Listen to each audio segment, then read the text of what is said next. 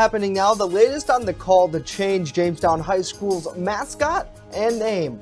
Plus, Mayor Eddie Sundquist responds to Governor Andrew Cuomo's call that governments are not doing enough to enforce COVID-19 guidelines. And the heat is up, and away from here. We've got some very hot weather coming our way. I've got the full details next. The News at Noon starts now. Live and on demand, this is WNY News Now. And thanks for joining us for WNY News Now as we start a brand new week. I'm Justin Gould. Our top story, a local civil rights group is calling on the Jamestown School District to drop the name Red Raiders as its high school mascot and team names, calling it a white appropriated Native American imagery and saying it makes a mockery of Native culture. The Jamestown Justice Coalition issued a statement saying that Native American imagery has no place in education or athletics. They go on to say no one is honored by reducing them to a stereotype. The statement acknowledges that other racial issues won't go away by renaming the team, but that education is supposed to elevate minds and racial stereotypes need to end. Now, this is not the first call to remove the name. A Change.org petition late last month first brought discussions in the community. A counter petition calling for the name to remain is also ongoing. Well, in the face of comments by Governor Andrew Cuomo that local governments are failing in COVID compliance enforcement, Jamestown Mayor Eddie Sundquist says he's proud of the city's efforts. When asked to respond to Cuomo's comments by WNY News Now, Sundquist says his administration has been dealing seriously with ensuring safety within the community. He admits other areas have been lax on enforcing the governor's directives, but says that Jamestown's safety is paramount. Sundquist is convinced that Cuomo was not referring to Jamestown in his critical remarks. We have been a municipality that has enforced the governor's pause order. As you know, and as many of your viewers probably know, I've received a lot of heat for that, whether that's dealing with garage sales or threatening to revoke licenses of businesses that have not complied. Our health and safety of our residents are the number one priority, and I take that very seriously. The mayor says a few weeks ago, the governor held a conference call with mayor and county executives from across the state, urging them to strengthen their enforcement of his pause order. Sundquist says locally, most complaints and non-compliance issues were settled easily and quickly. A City of Jamestown man was arrested after he allegedly assaulted someone and attempted to brandish a handgun during a fight on Independence Day. Jamestown police say that 26-year-old Curry Kordowski was charged with third-degree assault, fourth-degree criminal mischief, and 2 counts of endangering the welfare of a child. Police responded to a Chambers Street address on Saturday for a report of a man with a weapon. Police said Kordowski punched the victim and continued to fight with him, allegedly brandishing a 9mm handgun which a bystander took from him. Police said he was charged and taken to Jamestown City Jail pending arraignment in the case. The Chautauqua County Court is entering Phase 4 of New York State's Unified Court System's reopening plan today. County District Attorney Patrick Swanson tells us that his Office of Court Administration is working to begin in-person hearings now. There's a lot of cases that are outstanding that need to have defendants arraigned, including traffic tickets, misdemeanors, and any felony offenses that were eligible for appearance ticket. It's going to take some time to get through those with, I would say, truncated calendars, because these local courts don't have large facilities. They're going to have to limit the number of people they're calling in. And even when those people do come in, I would suspect the procedures are going to be moving more slowly because of distancing requirements, sanitation requirements. Swanson's office has nearly 50 cases that he says needs to be presented to a grand jury, which he ideally hopes to start convening on July 15th. The county's top prosecutor adds that he hopes to present 4 cases a day, 1 or 2 days a week. Well, we thank you so much for joining us here for WNY News Now as we come off of a pretty hot and steamy holiday weekend, and it seems like we're going full speed ahead into a hot and steamy week. Got to say hello to Lori. Hopefully you're doing well. Good to see David. Wendy, great to have you on the broadcast as always. Good to see Dave, Crystal, Pam, and Christina. Hopefully everybody did have a safe and happy 4th of July weekend. Let's turn to that first offense weather forecast now with Chief Forecaster Dakota Hunter. Mr. Hunter, happy Monday to you. And boy, does it feel hot out there. And I've been told it's only going to get hotter as we go throughout the week. Yep. I mean, we are in the longest days of summer, the dog days of summer, and we all know this is the hottest month of the year, and we're going to be getting into it. Live look coming from the Olean Sky Vision camera, the Warren Sky Vision camera, I'm sorry. And you can see basically here just no clouds in the sky. 84 right now at this camera site with an east wind of 5. And again, look at these temperatures here, 82 degrees. Actually, let me go back there. I kind of skipped over that there. Come on. Whoops. There we go. That's the camera. Let's go to the temperatures. There it is. 82 here in town, 82 Mayville, 81 in Fredonia. These are the current temperatures as of noon hour, 84 in Dunkirk. And look at that Lake Erie water temperature, 74 degrees. That's bath water, folks. Grab the soap. But this is the bigger story. It's the dew point. 63 degrees is the current dew point here in town. 62 Fredonia, 63 Clymer, 50 over in Erie. So as the dew point climbs, the more moisture there is in the atmosphere and the more hotter it's going to feel. And the problem is we need rain, and we don't see any substantial rain over the next 6 to 10 days. So this was from last Thursday on the drought monitor. Expect probably this yellow area to be expanded into Western New York either this week or next week. Obviously when the update comes out on Thursday. So mostly sunny, hot, and very humid through the day. A shower is possible east and south near the state line, but it's a small chance, 20 to 25%. Not much wind, 85 at the immediate Lake Erie water to 92 well inland, especially well down to the south, and not a whole lot of wind to help. This heat continues through the week, and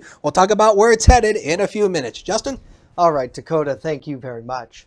Well, Chautauqua County's unemployment rate dropped from 15.7% back in April to 11.1% in May. That despite many New Yorkers having yet to receive their jobless benefits.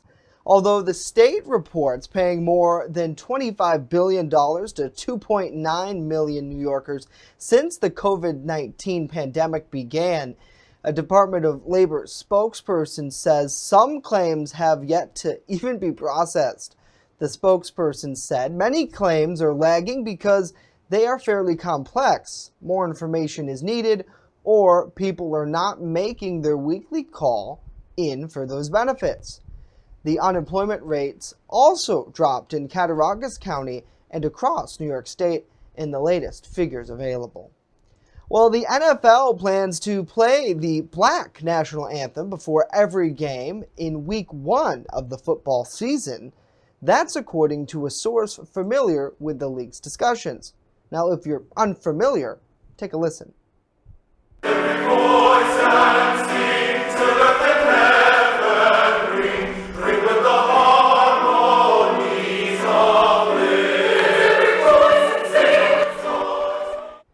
Now, the source says, Lift Every Voice and Sing will be played before the Star-Spangled Banner. It starts with the nationally televised first game of the season on September 10th.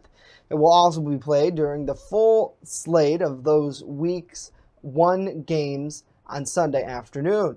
Football and during the 2 ESPN Monday night games as well. Lift Every Voice and Sing was first performed in 1900 by a choir at the Segregated School in Stanton in Jacksonville, Florida, as part of a celebration of Abraham Lincoln's birthday. Well, coming up next, what little bug health experts are worried about this summer, and later, an update on how COVID-19 is spread.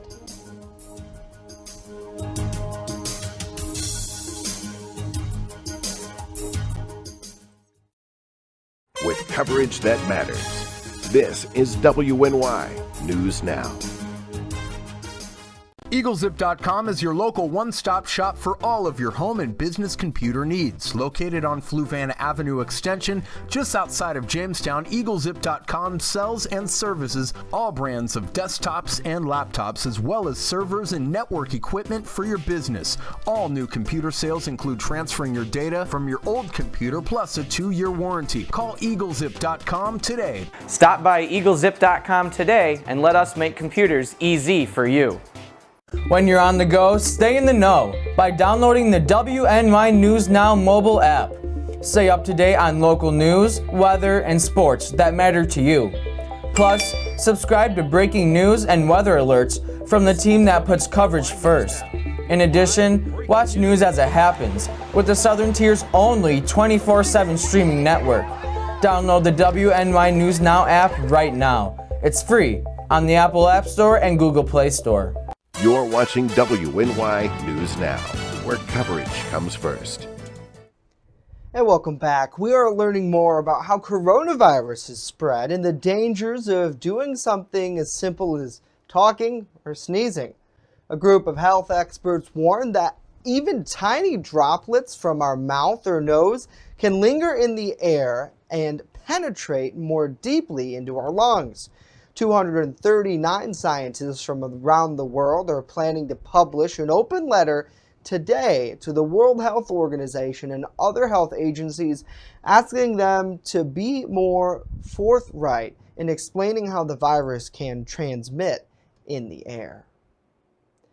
Well, special education classes resume today here in New York State. As hard as these months have been on parents, they've been even harder on those whose children have special needs. When states shut down, they worry what comes next. Education correspondent Laura Jarrett explains. I think that the general ed population gets to focus on this will be over in the near future, and we can move on with our lives, even if it's a little bit different, except our future does not look like that at all.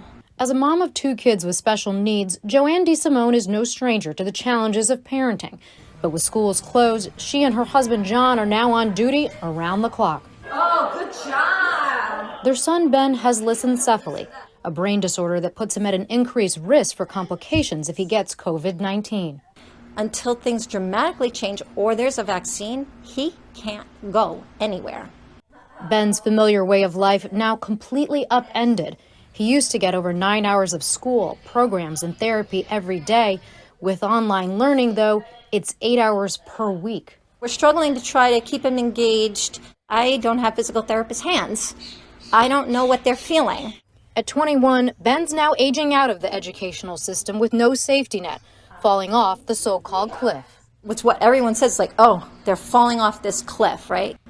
And I'm like, Ben didn't mosey on over to the cliff. He just got shoved. And we're falling. He slipped into the pantry. All this while she also tries to manage the schoolwork and progress of his younger brother Sebastian, who's on the autism spectrum. And I'm watching how long it takes him to do things. I don't know what this time is going to do to push him back. It's a sobering new reality for the over 7 million students who receive special education in the U.S. That's 14% of all U.S. public school students. Kids like Beck Williers, who is visually and hearing impaired and has been without his interpreter for weeks. The music teacher was trying to do a music class on Zoom, and I will tell you, my son asked not to be part of it anymore. He didn't know who to look at first. He didn't know where the teacher was, where his interpreter was. His mom, Michelle, still working full-time herself, now sits by his side for therapy online, but she says he's missing the face-to-face interaction with those who understand his needs. I miss you. I've not seen you in a long time. And she worries about what happens if school doesn't reopen this fall. I don't know mentally and emotionally, if that happens, how we can continue to sustain like we are now. I think our child needs that environment. It could be a second pandemic in our society if people don't realize the importance of bringing school back at some level. Laura, thank you for your reporting. As new coronavirus cases are now raging across the country, reopening in-person classes this fall might be even in further jeopardy. Well, yet another health concern for 2020, the Lyme disease research groups reports a mild winter could make this year's tick season especially rough. Other medical experts say that hikers and campers may just explode into the outdoors, and there may not be the same thoughtful approach to preventing exposure. Experts say that's because many people who've been stuck inside due to COVID-19 may let their guard down once they're able to venture outdoors. The Centers for Disease Control and Prevention announced an increase in tick-borne diseases like Lyme disease this year. Well, Legos are for the kids, right? Well, not the new line that's coming out later this year.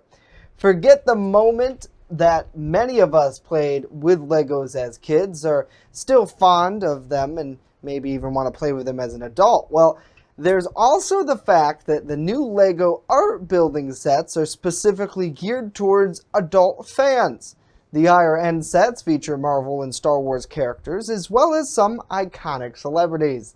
The themes are the Beatles, Iron Man, Andy Warhol's Marilyn Monroe, and the Star Wars The Sith. Now, each canvas set will allow builders to create one of the 4 pieces around the designated frame. The new Lego art sets are available for purchase starting September 1st. Looks pretty cool, and hey, you could even make your own art. I know one really popular thing during COVID-19 that my girlfriend did was the paint by numbers type of sets, and some of them have really turned out great. So it's a pretty cool thing, and I'm sure a lot of people, especially on hot days and hot weeks like this, are always looking for something to do, maybe inside with the air conditioning. And speaking of air conditioning, let's turn to Chief Forecaster Dakota Hunter now to tell us how high the dial will have to be turned this week, Dakota, because it seems like it's going to get pretty hot. Yes, it is. And that's a great segue. How high the dial is going to have to be set here. But these were the low temperatures from this morning. Don't get used to this, because I think by the time we get into the middle of the week, some low temperatures may actually be in the lower 70s. We started the day here at 67, 59 in Dunkirk, 67, also over in Erie. But again, I think over the next few days, we're going to be getting much more warmer, especially during the nighttime. We're not going to be cooling off as much. So again, what is a heat wave? This is something we've been talking about all week long. A heat wave is 2 or 3 consecutive more days of abnormally hot weather. Typically for our area, it's 90 degrees plus. That is considered a heat wave in our area. And obviously the health impacts can be, obviously, from the heat exhaustion to heat stroke, and obviously air quality can obviously decrease because due to air pollution. So this is something that we're keeping an eye on through the week, and the temperatures are just going up from here. 87 today, 88 tomorrow, another 88 on Wednesday. Now, this is something we tell you all the time here. Personally, myself, I am very cautious of putting 90 in a forecast because here in the city of Jamestown, it doesn't happen very often, but we do think Thursday and Friday will be our 2 best chances of possibly hitting 90, but even that is not a guarantee. But this is the bigger problem. It is going to be the heat index, or the feels like temperature, with almost near tropical humidity in the air through much of the week. The heat index will be ranging from the upper 80s today, going up into the mid to upper 90s. There is a shot some heat indices could reach upwards of 100 degrees, but I don't think that might happen. I think we're going to stay in the upper 90s, but who cares? I mean, it is going to be very hot and very humid. So that is the next weather maker that we're keeping an eye on. Now, essentially, as of right now, there is a heat advisory for areas north, including the Buffalo Metro and points north and east. I do think by the time we get into the week, these heat advisories are going to be extended further down into the southern tier. So I would not be a bit surprised if possibly by Wednesday we see that heat advisory extended for portions of Chautauqua and Cattaraugus counties for later in the week. Satellite and radar composite high pressure dome is kind of sitting over us, so not a whole lot of weather there. And but there is actually a few scattered showers back here, but they're not going to make it. High pressure is sinking air, so it's going to rip it all apart. But there will be the chance for a few pop-up showers due to the afternoon heating. You can see them further out to the east. Better chance for that out to the east, and especially down in northwestern Pennsylvania. That calms down tonight. Patchy fog sets up overnight tonight. Temperatures only dipping back mid to upper 60s for most. And tomorrow, a better chance for scattered showers and storms popping up in the afternoon. These are going to pop up and fall apart at random during the peak heating hours of the day. Generally primarily between 1 and 8 p.m. will be our best chance for seeing some of those showers and storms tomorrow afternoon in random nature. So zone forecast, the inland areas today, temperatures are going to get close to 90, especially when you work down in northwestern Pennsylvania, where you see these cooler temperatures here, especially further out to the east. That is where the computer is suggesting there's going to be some rain. So about 78 degrees. Obviously, that's the rain-cooled air if you do get a shower. Lake Erie shoreline right at the waterfront is going to be the cooler spot today. But look at Erie, 91 degrees. Have the air. Next 7 days of your life are coming up. 88 tomorrow, 88 Wednesday. Better chance for scattered showers and storms there. Now, I did put the record for Thursday, which is 100 degrees. That is the only time Jamestown has officially hit 100 degrees. It was set back in 1936. And the record high for Friday is 99. I think both of those records are safe, but then we get into a little bit of cooler air with the weekend with a better chance for scattered showers and storms. Justin? All right, Dakota, thank you very much. We'll be right back after this.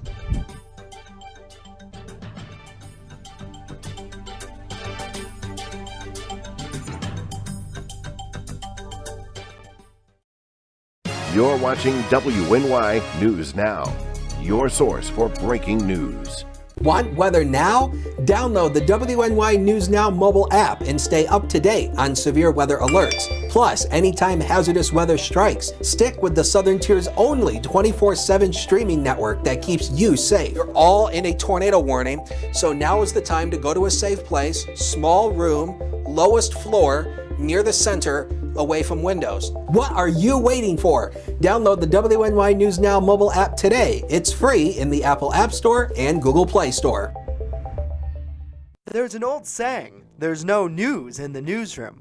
Well, it's true. The time I spend at the anchor desk is just part of my day. Most of our time is spent gathering stories in the community, stories that matter to you. We can't do it alone, and we need your help. When you see breaking news or have a news tip we should know about, drop us a line on Facebook today, email our news desk, or call our newsroom at 488-7226 so we can bring those stories straight back to you. You're watching WNY News Now, where coverage comes first.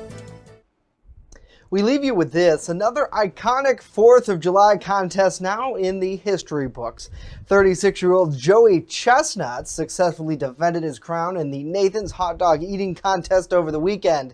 He ate a whopping 75 hot dogs in 10 minutes time. That means Chestnut set a new world record. He broke his previous record of 74 set back in 2018. This is the 13th time he's won the men's contest in his career. This was also the first year gamblers could legally bet on the nation's famous hot dog eating contest. Chestnut was favored to eat 72.5 hot dogs, but he clearly crushed that goal.